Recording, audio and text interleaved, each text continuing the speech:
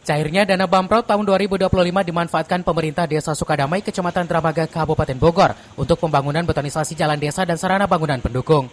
Pekerjaan tersebut berlokasi di Kampung Keripan RT 004 RW 005. Dana Banprop sebesar 130 juta rupiah dialokasikan untuk pembangunan betonisasi jalan dengan volume 150 meter, lebar 2,5 meter, dan ketinggian 0,1 meter.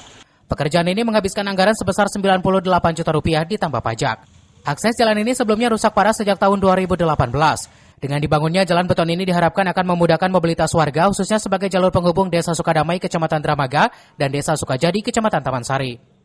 Nah, alhamdulillah yang kami sekarang lagi laksanakan untuk pembangunan dari bantuan provinsi senilai 98 juta itu plus pajak, yaitu dengan volume 150 meter dan lebar 2,5 meter, ketebalan 10 cm gitu ya. Dan alhamdulillah mungkin saya di hari ini itu tahap untuk terakhir penyelesaian. Kepala Desa Sukadamai menghimbau warga sekitar untuk merawat dan menjaga kondisi jalan tersebut.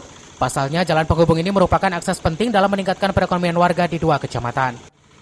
Dari Dramaga, Kabupaten Bogor, Iman Abdurrahman melaporkan.